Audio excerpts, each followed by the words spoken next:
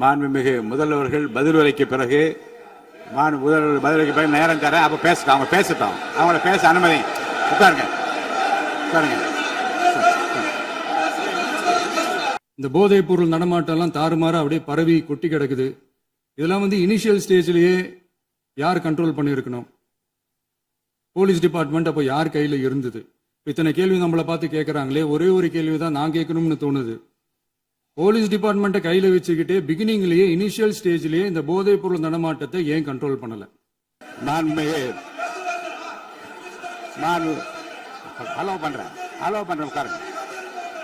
நான் உறுப்பினர்கள் நீங்க உட்காருங்க, அமைதியா உட்காரு, நீங்க எல்லாம் உட்காருங்க, உட்காருங்க உட்காருங்க. மாண்புமிகு மனசாட்சி உள்ளவங்க இந்த பிரச்சனையெல்லாம் ஏன் நடக்குதுன்றது அவங்களுக்கே நல்லா தெரியும். இன்னைக்கு சட்டம் ஒழுங்கை பத்தி கேள்வி கேட்க கூடாதா அப்படின்னா தாராளமா கேட்கலாம். இது ஜனநாயக அரசு, மன்னராட்சி எல்லாம் கிடையாது, மனசாட்சி உள்ள மக்களாட்சி.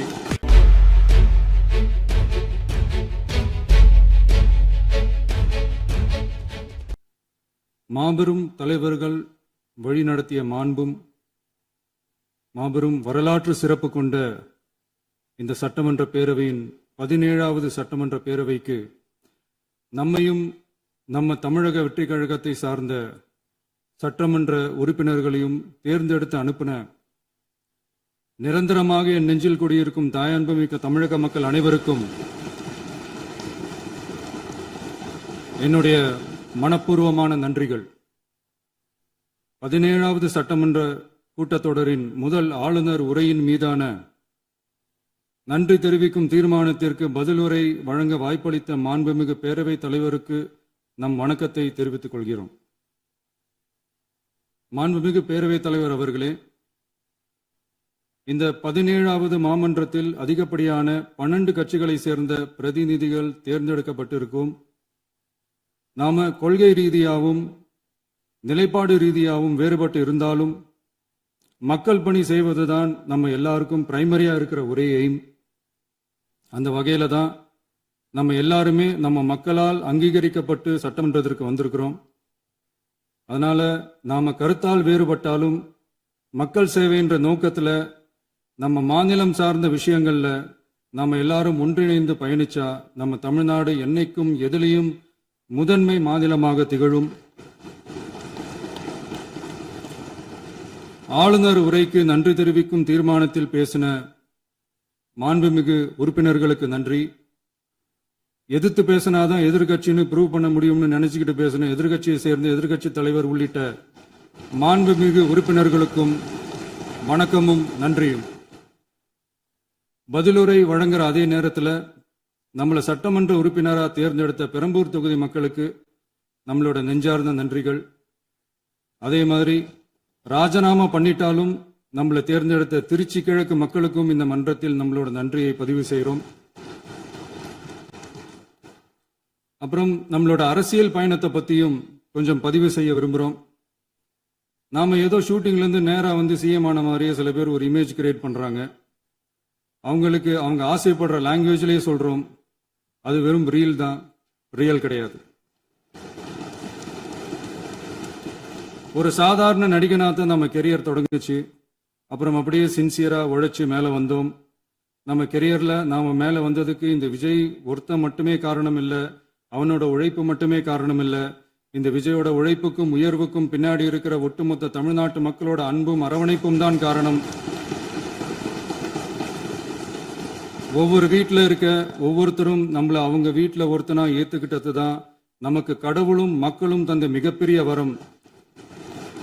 அதுக்காகவே கடவுளுக்கு சமமான நம்மளோட சொந்தங்களான தமிழக மக்கள் அனைவருக்கும் மீண்டும் மீண்டும் நன்றி. இப்படி நம்மளை தாயன்போடு அள்ளி அரவணைச்ச தமிழ்நாட்டு மக்களுக்கு நாம எப்படியெல்லாம் துணையாக இருந்தோம், எப்படியெல்லாம் மக்களோட மக்களா இருந்தோம்னு சொல்றேன். 1990ஸ்லயே ரசிகர் மன்றமா இருந்தப்பவே மக்களுக்கு துணையா நிற்க ஆரம்பிச்சோம். அதுக்கப்புறம் நற்படி மன்றமாகவும் அதுக்கப்புறம் விஜய் மக்கள் இயக்கமாகவும் மாறி மக்களோட மக்களா நின்றுகிட்டு இருந்தோம். 2008 ஈழத் தமிழருக்கு ஆதரவா உண்ணாவிரதம் போராட்டம் செஞ்சோம். போர் முடிவுக்கு வரணும். நம்ம தொப்புள் கூடிய உறவுகளான ஈழத் தமிழர்களுக்கு பாதுகாப்பான நிம்மதியான ஒரு வாழ்வு கிடைக்கணும்னு அன்னைக்கே கோரிக்கை வச்சோம். 2009 ஆரம்பிச்ச விஜய் மக்கள் இயக்கம் வழியா நம்மளோட மக்கள் நல பணிகளை எக்ஸ்டெண்ட் அண்ட் எக்ஸ்பேண்ட் பண்ணிக்கிட்டே வந்தோம். கல்விக்கு துணையா இருந்தோம், சோஷியல் சர்வீஸ் செஞ்சோம், வெள்ள நிவாரணத்துல துணையா இருந்தோம், கொரோனா காலத்துல மக்களுக்கு தோள் கொடுத்தோம். விலையில்லா விருந்தகம், குருதியகம், முட்டைப்பால் ரொட்டி திட்டம், விழியகம், பயிலகம், நூலகம், இப்படி பல வழியில மக்களுக்கு துணையா இருந்தோம். அப்புறம் நம்மளோட திரைப்படங்கள்ல நம்மளால முடிஞ்ச வரைக்கும் ஊழல் எதிர்ப்ப சொன்னோம், சமூக நீதியை சொன்னோம், கல்வியை பத்தி சொன்னோம், அரசியலை பத்தி சொன்னோம். அரசியலை பத்தி பேசுனதுனால நம்ம படங்கள் சந்திச்ச இதுவரைக்கும் சந்திக்கிற பிரச்சனையை பத்தி எல்லாருக்குமே தெரிஞ்சதுதான். இது மட்டும் இல்லாம 2011 நாகப்பட்டினத்துல மீனவர் பிரச்சனைகளுக்கு ஆதரவா ஒரு பெரிய பொதுக்கூட்டம் நடத்தினோம். மீனவர்கள் மீதான தாக்குதலை கண்டிச்சு பேசி அதுல நம்மளோட எதிர்ப்பை பதிவு செஞ்சோம். 2017 ஜல்லிக்கட்டு போராட்டத்தில் தமிழர் பண்பாட்டு உரிமைக்கான நம்மளோட ஆதரவை தெரிவிச்சோம். 2018 ஸ்டெர்லைட் போராட்டம், துப்பாக்கி சூட்ல பாதிக்கப்பட்ட நம்ம சொந்தங்களை நேர்ல சந்திச்சு ஆறுதல் சொன்னோம். 2021 உள்ளாட்சி தேர்தலில் விஜய் மக்கள் இயக்க வேட்பாளர்கள் போட்டியிட்டு ஜெயிச்சாங்க. கல்வி விருது விழா நடத்தி சிறந்த மதிப்பெண் பெற்ற மாணவ மாணவிகளுக்கு ஊக்கத்தொகையும் பரிசும் கொடுத்தோம். 2024 தமிழக வெற்றி கழகத்தை ஆரம்பிச்ச உடனேயே CAA-வை எதிர்த்து அறிக்கை விட்டோம். அரசியல் கட்சி ஆரம்பிச்சு விழுப்புரம் மாவட்டத்தில் விக்கிரவாண்டியில நம்மளோட முதல் மாநில மாநாட்டிய வெற்றி கொள்கை திருவிழாவை நடத்தினோம். தந்தை பெரியார், பெருந்தலைவர் காமராஜர், அண்ணல் அம்பேத்கர், வீரமங்கை வேலுநாச்சியார், மக்கள் சேவகர் அஞ்சலை அம்மாள்னு நம்மளோட 5 கொள்கை தலைவர்களை அறிவிச்சோம். இந்தியாவிலே 2 பெண் ஆளுமைகளை கொள்கை தலைவர்கள் அறிவிச்ச ஒரே கட்சி நம்ம டிவிக்கு மட்டும்தான் என்ற பெருமையோடு அறிவிச்சோம். பெரியார் சொன்ன மாதிரியே அவர் சொன்னதுல நமக்கு ஏற்புடையதை மட்டும் எடுத்துக்கிட்டோம். அவரோட கடவுள் மறுப்பு கொள்கையில நமக்கு உடன்பாடு இல்லைன்னு ஓப்பனா அறிவிச்சோம். நமக்கு கடவுள் நம்பிக்கை உண்டுன்னு அறிவிச்சோம். யாரோட நம்பிக்கைக்கும் நாம் எதிரானவங்க இல்லைன்னு தெளிவா அறிவிச்சோம்.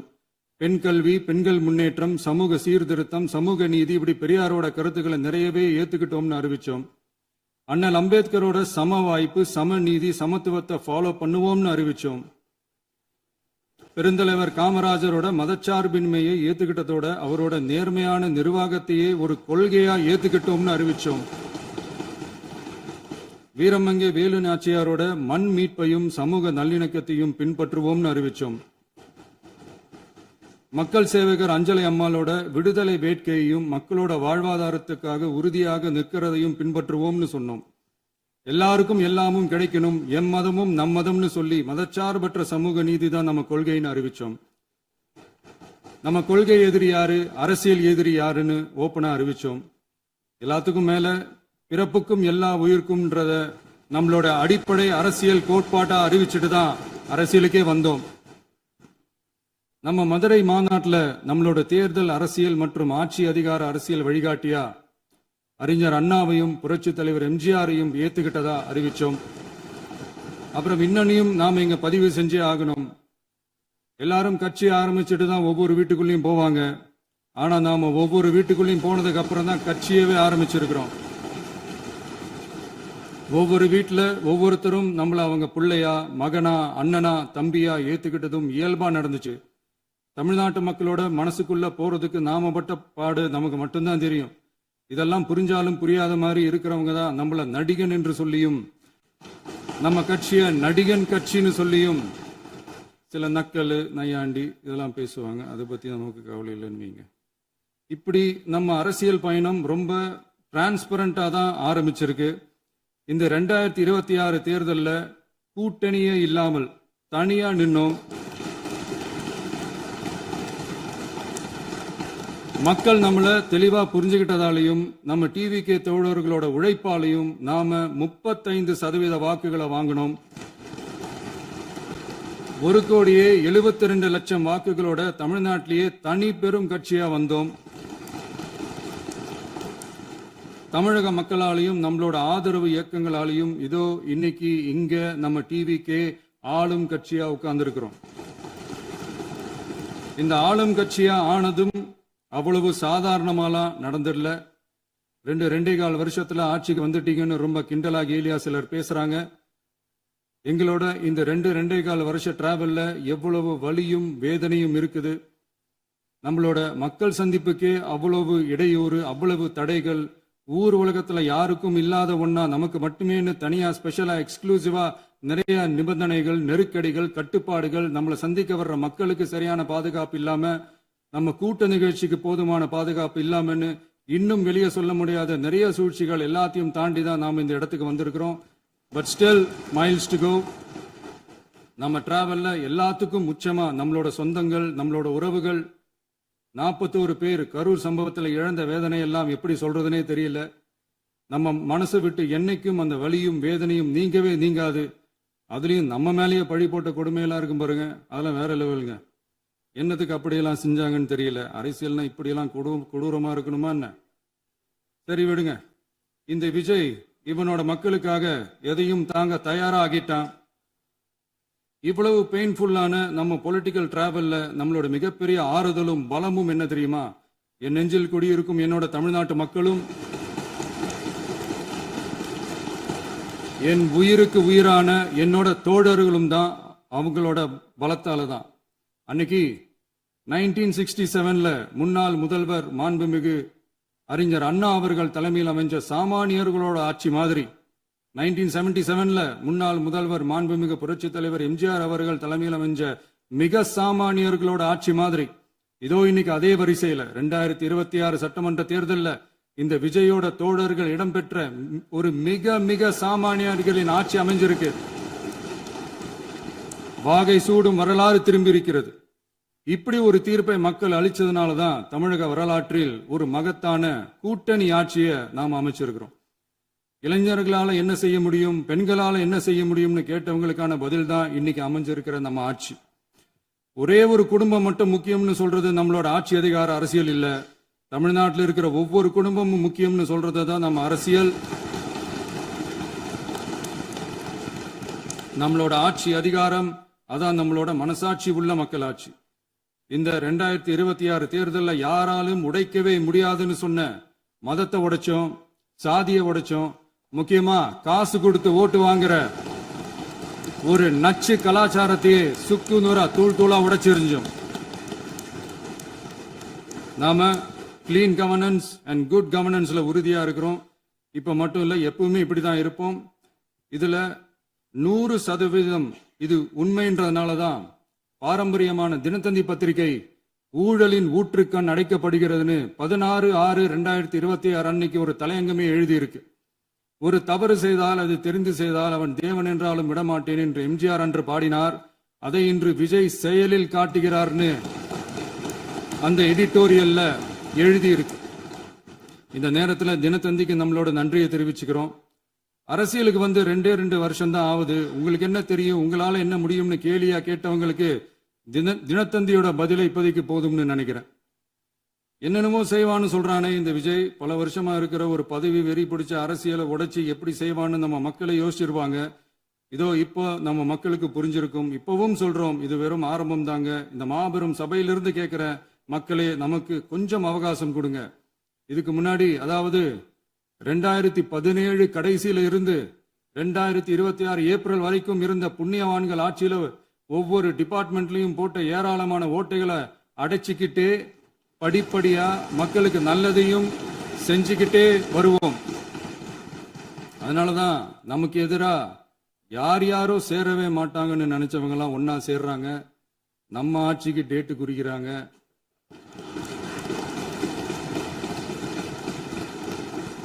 சரி, அவங்கள நம்ம மக்களே பார்த்துப்பாங்க, அதை விடுங்க. நாம ஆட்சிக்கு வந்து சரியா 40 நாள் ஆகுது. அதுக்குள்ள என்ன செஞ்சீங்கன்னு கேட்கிறாங்க. ஒரு லிஸ்ட் ஒன்னு சொல்றேன் கேளுங்க. பெண்கள் பாதுகாப்புக்காக சிங்கப்பெண் சிறப்பு படை, 200 யூனிட் வரை கட்டணமில்லா மின்சாரம், போதைப் பொருள் ஒழிப்புக்காக தனிப்படை, குறுவை நெல் சாகுபடியை ஊக்குவிப்பதற்காக 134.83 கோடி சிறப்பு தொகுப்பு திட்டம், வழிபாட்டு தலம், ஸ்கூல், பஸ் ஸ்டாண்டுன்னு அதுக்கு பக்கத்துல இருக்கிற 717 மதுபான கடைகள் மூடப்பட்டன. அங்க வேலையில் இருந்தவர்களுக்கு வேறு கடைகளில் வேலை. கவனிக்கப்படாமல் விடப்பட்ட அம்மா உணவகங்கள் புதுப்பிக்கப்பட்டன. பத்திரப்பதிவு துறையில் பகல் கொள்ளைக்கு ஃபுல் ஸ்டாப் வைக்கப்பட்டுள்ளது. வருகையில்லா ஆவண பதிவு முறை கொண்டுவர உத்தேசிக்கப்பட்ட செயல்பாட்டில் உள்ளது. அரசு மற்றும் தனியார் மருத்துவமனையில் ஸ்கேன் மையங்களில் கருவுறுவதற்கு முன் மற்றும் பின் ஏற்படும் தவறுகளை கண்காணிக்கவும், மருத்துவ நிறுவனம் முறைப்படுத்தும் சட்ட விதிகள் பின்பற்றப்படுகிறதா என கண்காணிக்கவும், மருத்துவ மற்றும் ஊரக பணிகள் இயக்கத்தின் பயன்பாட்டிற்காக 40 புதிய வாகனங்கள் வழங்கப்பட்டுள்ளது. கூட்டுறவு வங்கியின் ஏழை எளிய மக்கள் வாங்கிய கடனுக்கு முதல் முத்தாய்ப்பாக ரூபாய் 2045 கோடி தள்ளுபடி வழங்கி ஆணையிடப்பட்டுள்ளது. ஒன்றிய அரசிடம்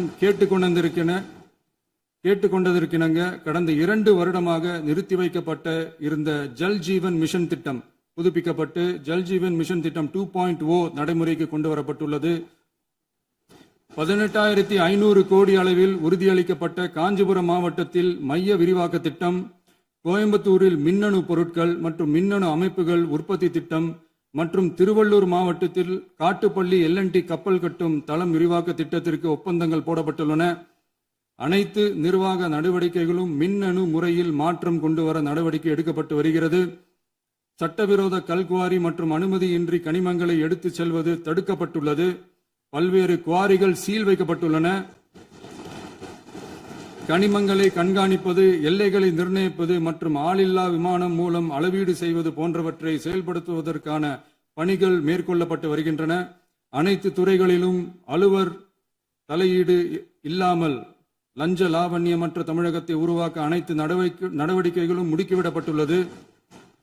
இதெல்லாம் சாம்பிள் தான், இன்னும் இருக்கு. இந்த வெறும் 40 நாளுக்குள்ளேயே இவ்வளவு செஞ்சிருக்கோம்னா இனி வர்ற நாட்கள்ல கொஞ்சம் கொஞ்சமா படிப்படியா ஸ்டெடியா உழைச்சி லஞ்சலாவணம் இல்லாத, ஊழல் இல்லாத, பெண்களுக்கு பாதுகாப்பான, சுதந்திரமான, டிரான்ஸ்பரண்டான தமிழ்நாட்டை நம்ம சொந்தங்களான தமிழக மக்களுக்கு தர்றது தான் நம்மளோட ஒன் அண்ட் ஒன்லி டார்கெட். கண்டிப்பா அதை நிறைவேற்றியே காட்டுவோம். 8 கோடி மக்கள் நம்மளோட இருக்கிறப்போ ஏங்க இதை செய்ய முடியாது? மாண்புமிகு பேரவைத் தலைவர் அவர்களே, தமிழ்நாட்டின் கருவூலம் எப்படி திசை மாறி உருமாறி தேய்ந்து ஓய்ந்து கிடைக்கிறதுன்னு சொன்னாங்க. திசை மாறி உருமாறி தேய்ந்து ஓய்ந்துன்னு வசனம் மாதிரி ரைமிங்கா இல்லாம வளமான இலக்கியமா இதே சபையில பேசினவங்களோட திறமையான ஆட்சியில நடந்த நிதி மேலாண்மையை பத்தி வெள்ளை அறிக்கையா வெளியிட்டோம். வெள்ளை அறிக்கை வந்ததிலிருந்தே கண்ணை கட்டுதுங்க. அந்த காலத்துலதான் பிள்ளையோ பிள்ளை, தொல்லையோ தொல்லைன்னு சொன்னாங்க. அதே மாதிரி தாங்க அவங்க ஆட்சியாலையும் அவங்களாலையும் இன்னைக்கு தமிழ்நாட்டுக்கே தொல்லையோ தொல்லை. இப்படி ஒரு நிலைமையை உண்டாக்கி வச்சுட்டு இவங்க சொல்றாங்க நமக்கு ஆட்சி செய்ய தெரியாதுன்னு. நம்ம அமைச்சர்களுக்கும் நம்ம சட்டமன்ற உறுப்பினர்களுக்கும் ஒன்னும் தெரியாதுன்னு. ஆமாங்க, எங்களுக்கு தெரியாதுதான். எங்க சட்டமன்ற உறுப்பினர்களுக்கும் அமைச்சர்களுக்கும் மக்கள் பணி செய்ய தெரிஞ்ச அளவுக்கு மக்கள் பணத்தை சுருட்ட தெரியாதுதான்.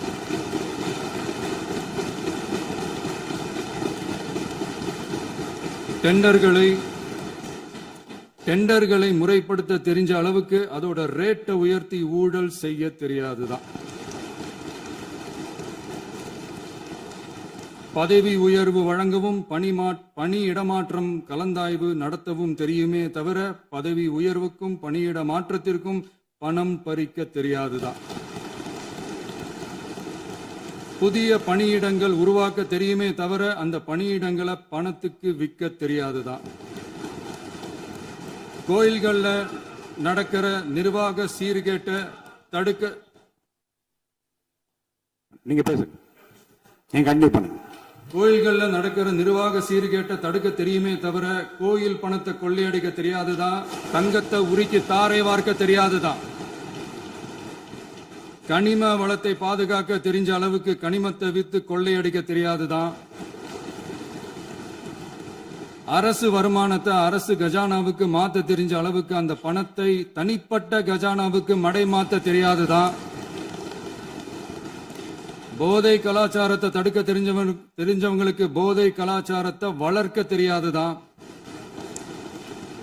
நம்ம குடும்பத்தில் இருக்கிற பாட்டி, அம்மா, அக்கா, தங்கச்சி, குழந்தைகளை, பெண்களை மதிக்க தெரிஞ்சவங்களுக்கு ஓசி பஸ், 1000 ரூபாய் கேஸு, இப்படியெல்லாம் பேச தெரியாதுதான். எங்க உறுப்பினர்களுக்கும் அமைச்சர்களுக்கும் மக்கள் சேவை தெரிந்த அளவிற்கு சுயநல தேவையை செஞ்சிக்க தெரியாதுதான். அதனாலதான் சொல்றோம், எங்களை பார்த்து எதுவும் தெரியாதுன்னு சொல்றவங்களுக்கு சொல்றோம், இதெல்லாம் எங்களுக்கு தெரியாதுதான். உங்களை மாதிரி முறைகேடுகளை செய்யறத நாங்க தெரிஞ்சுக்கவும் போறதில்ல, தெரிஞ்சுக்கவும் ஆசைப்படல. அத கடைசி வரைக்கும் எங்களுக்கு தெரியாமலே இருந்துட்டு போகட்டும். அதனால நாங்களும் எங்க மக்களும் வெரி வெரி ஹாப்பி தான். மாண்புமிகு பேரவைத் தலைவர் அவர்களே, எதிர்ப்பவர்கள் எதிர்க்கட்சி என்பதற்காக எங்கள் ஆட்சி மீது 1000 பழி போடலாம். ஆனாலும் தமிழக மக்களுக்கு உண்மையை உணர்த்த வேண்டியது நம்மளோட கடமை. மின்வெட்டை பொறுத்தவரை தமிழ்நாடு மின்மிகை மாநிலமாக இருந்தாலும் கடந்த காலங்களில் ஏற்பட்ட நிர்வாக குளறுபடிகளும் மின்சார சாதனங்கள் மற்றும் மின் மாற்றிகளில் ஏற்படும் பழுதாலும் வேண்டுமென்றே சிலரின் நடவடிக்கைகளாலும் இந்த மின்வெட்டிற்கு காரணமாக உள்ளது. மின் விநியோக மீட்பு நடவடிக்கைகளை ஒருங்கிணைப்பதற்காக எதிர்பாராமல் இரவு நேரங்களில் ஏற்படும் மின் தடங்களை விரைந்து சரி செய்வதில் 10 உயர்மட்ட கண்காணிப்பு குழுக்கள் மற்றும் 125 சிறப்பு மின் தடை நீக்க ரோந்து வாகனங்கள் வழங்கப்பட்டு 24 மணி நேரமும் கண்காணிக்கப்படுகிறது. கூடுதலாக தற்போது 77 புதிய மின் தடை நீக்க மையங்களும் உருவாக்கப்பட்டுள்ளன. விரைவில் இந்த மின்வெட்டு நிலைமை அறவே நீக்கப்படும். மாண்புமிகு பேரவைத் தலைவர் அவர்களே, நம்ம விவசாயிகள் எல்லாரும் நம்மள நல்லா புரிஞ்சுக்கிட்டு தமிழக வெற்றி கழகத்தை ஏத்துக்கிட்டாலும் எதிர்கட்சிகளோட தூண்டுதலால சில இடங்கள்ல சில போராட்டங்கள் நடக்குது. எதிர்கட்சிகள் என்னதான் சித்து வேலை செஞ்சாலும் விவசாய பெருமக்கள் எல்லாரும் நம்ம ஆட்சி அவங்களுக்கான ஆட்சி தான் நல்லா புரிஞ்சுதான் வச்சிருக்கிறாங்க. இந்த வருஷம் எல்னினோ விளைவா எப்பவும் இருக்கிறத விட இந்த டைம் மழை குறையுங்கிறதையும் நம்ம விவசாயிகள் உணர்ந்துதான் இருப்பாங்க. இருந்தாலும் நம்ம அரசு நம்ம விவசாயிகளோட வாழ்வாதாரத்துக்காக பக்கபலமாகவும் உறுதியாகவும் துணை நிற்கும்ங்கிறத தெரிவிச்சுக்கிறோம். நம்ம தமிழகத்தில் ஏற்கனவே நடந்த அதி அற்புதமான சூப்பரான நிர்வாக திறன் கொண்ட 50 வருஷ அரசியல் அனுபவம் கொண்ட 2.0, 3.0, 4.0 பல 0.0 மாடல் ஆட்சி நடத்த கனவு கண்டவங்களோட அட்டகாசமான ஆட்சிக்காரங்க பல்வேறு விதமான நிதி நெருக்கடியை நம்ம மக்களுக்கும் நமக்கும் பரிசா கொடுத்துட்டு போய் இருந்தாலும் கூட்டுறவு வங்கிகளின் மூலம் 75,000 வரை பயிர்கடன் பெற்று குறு சிறு இதர பெரு விவசாயிகளுக்கு 100% முழுமையான பயிர்கடன் தள்ளுபடியும் 75,000க்கு மேல் கடன் பெற்றவர்களுக்கு குறைந்தபட்சமாக 35,000 பண பயன் கிடைக்கும் அளவிற்கு மொத்தம் 14,43,504 விவசாயிகளுக்கு ரூபாய் 5,932.23 கோடி பயிர்கடன் தள்ளுபடி வழங்கப்பட்டுள்ளது. மாண்புமிகு பேரவைத் தலைவர் அவர்களே, நாம ஒன்றியத்தில் கூட்டுறவு கூட்டாட்சி, மாநிலத்தில் சுயாட்சி என்ற கொள்கையை கொண்டவங்க தான் ஏற்கனவே அறிவிச்சிருக்கிறோம். தற்போதைய ஒன்றிய அரசு சார்ந்த கட்சியுடன் அரசியலில் கொள்கை அளவில் நேர் எதிராக நிற்கிறவங்க தான் நாம. அதே சமயத்தில் எதுக்கெடுத்தாலும் கண்ணை மூடிக்கிட்டு ஒன்றிய அரசோட மோதல் போக்கை விரும்புறவங்க நாம இல்ல. நமக்கு எப்பவுமே தமிழகத்தின் வளர்ச்சி மட்டும்தான் முக்கியம். அதுக்காக நம்மளோட அரசியல் ரீதியான கொள்கைகளையோ மாநில உரிமைகளையோ கொஞ்சம் கூட விட்டு கொடுக்கவே மாட்டோம். அதுல ரொம்ப தெளிவாகவும் உறுதியாகவும் இருக்கிறோம். இனியும் இப்படித்தான் இருப்போம். அதுல ஒருபோதும் மாற்றமே இருக்காது. அதனால இதுல யாரு திசை திருப்ப வேலையில் ஈடுபட்டாலும் அவங்க எல்லாரும் மக்கள் மத்தியில் தோற்பது உறுதி. எனவே நம்ம மக்களுக்கோ சிறுபான்மை சகோதரர்களுக்கோ நம்ம ஆதரவு இயக்கங்களுக்கோ எந்தவித சந்தேகமும் வேண்டாம். நாம் யாரோட டீமும் இல்ல. நாம எப்பவுமே பியூரான பீப்புள்ஸ் டீம். இன்னும் சொல்ல போனா நாம secular team, social justice team. மாண்புமிகு பேரவைத் தலைவர் அவர்களே, அரசு விழாக்கள், கல்வி நிறுவனங்கள் மற்றும் பல அதிகாரப்பூர்வ நிகழ்ச்சிகளோட தொடக்கத்துல நம்ம தமிழ்தாய் வாழ்த்த பாடுறதுதான் வழக்கமா இருக்கு. தமிழ்தாய் வாழ்த்த பொறுத்த வரைக்கும் நம் அரசு இதுல நம்மளோட உறுதியான நிலைப்பாட்டை ஒன்றிய அரசுக்கு மிக தெளிவா தெரிவிச்சிருக்கு. அது இல்லாம இதில் மாநில அரசின் கொள்கைக்கு ஏற்ப ஒன்றிய அரசின் அறிவிக்கையில் திருத்தம் மேற்கொள்ள கோரிக்கையும் விடுக்கப்பட்டுள்ளது. நீட் தேர்வை பொறுத்தவரை கிராமப்புற மற்றும் பொருளாதார ரீதியாக பின்தங்கிய மாணவர்களுக்கு சமமான வாய்ப்பை வழங்குவதில்லை. மருத்துவ கல்வியில் சமூக நீதி மற்றும் சம வாய்ப்பை நீட் பாதிக்கிறது என்பதை உணர்கிறோம். எனவே மருத்துவ படிப்புகளுக்கான சேர்க்கையை 12ஆம் வகுப்பு மதிப்பெண்களின் அடிப்படையில் நடத்த வேண்டும் என்று நமது அரசு வலியுறுத்தி வருகிறது. மத்திய அரசிடம் நீட்டிலிருந்து தமிழ்நாட்டிற்கு விலக்கு வழங்க வேண்டும் என்று கோரிக்கை விடுத்துள்ளது. மாண்புமிகு பேரவைத் தலைவர் அவர்களே, பேரறிஞர் அண்ணா அவர்கள் தலைமையிலான அரசு 1968இல் இருமொழி கொள்கையை நடைமுறைப்படுத்தியது. தமிழ் ஆட்சி மொழி, தமிழ் மொழியை பாதுகாப்பது, மாணவர்களுக்கு ஆங்கிலத்தின் மூலம் உலக அளவிலான வாய்ப்புகளை வழங்குவது, எந்த ஒரு மொழியையும் கட்டாயமாக திணிப்பதை தவிர்ப்பது மற்றும் எதிர்ப்பது, நிலத்தின் மொழி மற்றும் பண்பாட்டு அடையாளத்தை பேணுவது என்பதை நம் தமிழக வெற்றிக் கழக ஆட்சி ஏற்றுக்கொண்டுள்ளது. எனவே தமிழ்நாட்டில் தமிழ் ஆட்சி மொழி மற்றும் இருமொழி கொள்கை என்பதில் நமக்கு மாற்று கருத்தே இல்லை.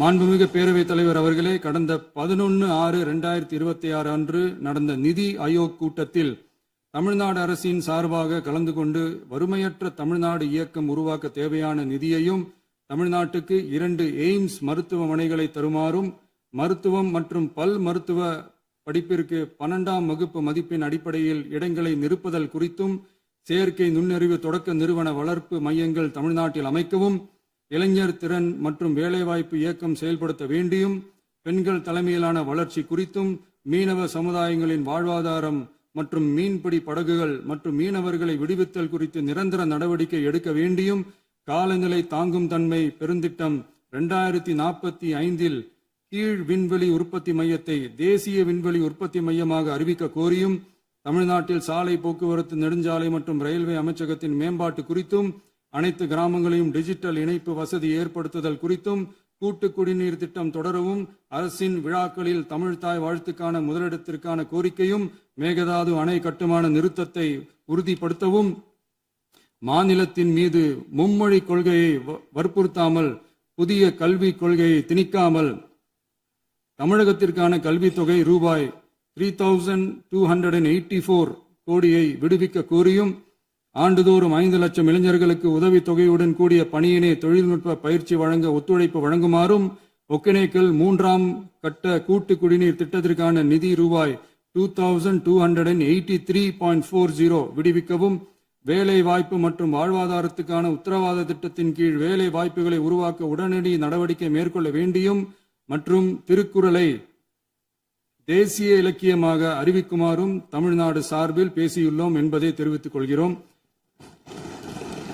மாண்புமிகு பேரவைத் தலைவர் அவர்களே, அண்டை மாநிலங்களுடனான நட்புறவு ஒரு மாநிலத்தின் வளர்ச்சிக்கும் நாட்டின் ஒற்றுமைக்கும் மிகவும் அவசியமானது. தமிழ்நாடு தனது அண்டை மாநிலங்களுடன் நதி நீர் பங்கீடு, பொருளாதாரம், கல்வி, கலாச்சாரம் மற்றும் போக்குவரத்து துறைகளில் நல்லுறவை பேணி வருகிறது. பரஸ்பர மரியாதை, ஒத்துழைப்பு மற்றும் கூட்டாட்சி தத்துவத்தின் அடிப்படையில் அண்டை மாநிலங்களுடனான நட்புறவை வலுப்படுத்தவும் நமது ஆட்சியில் காக்கப்படுகிறது. மாண்புமிகு பேரவைத் தலைவர் அவர்களே, சட்டம் ஒழுங்கை பத்தி பேச்சு வந்தது. சட்டம் ஒழுங்கு சரியா இருக்கணும் அப்படின்றதுல எங்களுக்கு மாற்று கருத்தே கிடையாது. கண்டிப்பா லா அண்ட் ஆர்டர் கரெக்டா இருக்கணும், கரெக்டா இருக்கும், இருக்க வைப்போம். அதே மாதிரி பெண்கள் பாதிக்கப்படுறதையும் இங்க யாராலையும் சகிச்சுக்கவே முடியாது. அதுக்கான கடுமையான நடவடிக்கைகள் நம்ம அரசு எடுத்துக்கிட்டு இருக்கிறோம். இந்த சிங்கப்பெண் சிறப்பு அதிரடிப்படை கூட அதுக்கான ஒரு ஃபர்ஸ்ட் ஸ்டெப் தான். அதே மாதிரி இந்த போதைப் பொருள் நடமாட்டம் அதை கண்ட்ரோல் பண்றதுக்கும் நம்ம அரசு கடுமையான நடவடிக்கைகள் எடுத்துக்கிட்டு இருக்கிறோம். அதையும் கண்டினியூ பண்ணி எடுப்போம். மாண்புமிகு பேரவைத் தலைவர் அவர்களே, இப்ப நான் சொன்ன இந்த பிரச்சனைகள்லாம் 2026 போன மாசம் மே மாசம் 10ஆம் தேதி புதுசா வந்துடல. இதெல்லாம் பல வருஷமா இருக்கிற பிரச்சனைகள் தான், பல வருஷமா கண்டுக்காம விட்ட பிரச்சனைகள் தான். இன்னைக்கு எதிர்கட்சிக்காரங்க அதை பத்தி கேட்கும் போது எனக்கு அது அக்கறையா தெரியல, அவதூறு அரசியலா தான் தெரியுது, பழி போடுற அரசியலா தான் தெரியுது. இப்படி அவதூறு பழி போடுறவங்களை பார்த்து ஒன்னே ஒன்று தான் கேட்கணும்னு தோணுது. கடந்த 9-10 மாசமா நம்ம ஸ்டேட்ல சட்டம் ஒழுங்கு டிஜிபியே இல்லை. சட்டம் ஒழுங்கு டிஜிபியை போடுங்கன்னு சொல்லி எல்லாம் ஓஞ்சி போயிட்டோம். போன ஆட்சியில நடந்ததுக்கெல்லாம் இப்பதான் விடையே கண்டுபிடிக்கிறோம் நம்ம ஆட்சியில்.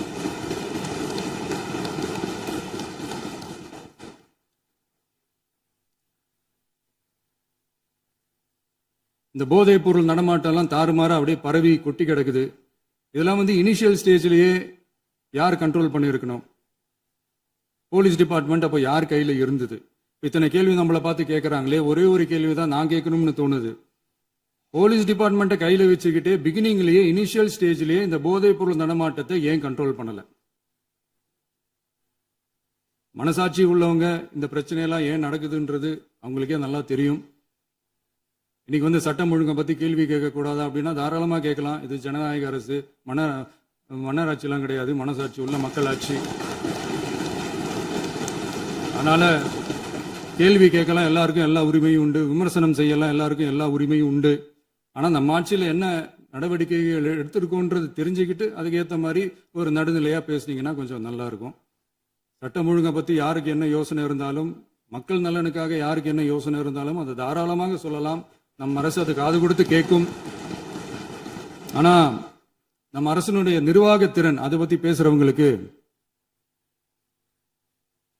இந்த ஊரடிச்சு உலையில போட்டு ஊழல் மேல ஊழலா செஞ்சுக்கிட்டு அதுல இருந்து தப்பிக்கிறதுக்கு பேர் தான் நிர்வாகத்திறன் அப்படின்னு சொன்னா, அப்படிப்பட்ட ஒரு ஊழல் செய்யற நிர்வாகத்திறனை நம்ம அரசு ஒரு நாளும் செய்யாது. பொட்டி பெட்டியா பணத்தை வச்சுக்கிட்டு, பெட்டியை வச்சு எல்லாம் செஞ்சுக்கிட்டு, போதைப் பொருள் பாதுகாவல் கழக மாடல் அரசாங்கம் செஞ்ச ஒவ்வொரு ஊழலா வெளியில வந்துகிட்டு இருக்கு. டாஸ்மாக்ல அது என்னப்பா அது பேரு, பார்ட்டி ஃபண்ட், கட்சி நிதி அப்படின்ற பேர்ல அடிச்ச கொள்ளையெல்லாம் ஒண்ணா இப்போ கவர்மெண்டோட கஜானாவுக்குள்ள கொண்டு சேர்த்துக்கிட்டே இருக்கிறோம்.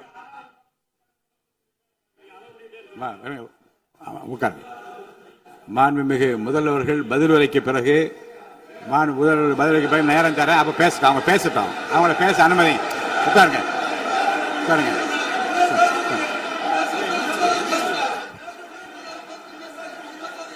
மாண்புமிகு அலோவ் பண்றேன். உட்காருங்க. மாண்பு உறுப்பினர்கள் நீங்க இங்க உட்காருங்க, அமைதியா உட்காரு. நீங்க எல்லாம் உட்காருங்க.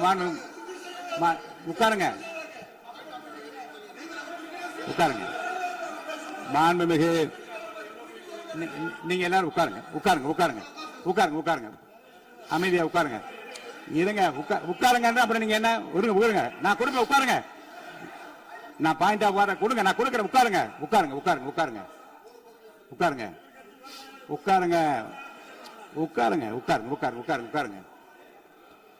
மாண்புமிகு முதல்வர் அவர்கள் கோர்வையாக நிதானமாக சொல்லிக்கொண்டே இருக்கிறார். நீங்க குறிப்பெடுத்து வைத்துக் கொள்ளுங்கள். பேசி முடித்தவுடன் நான் உங்களுக்கு அவகாசம் தருகிறேன். நீங்க ஒண்ணு சொல்ல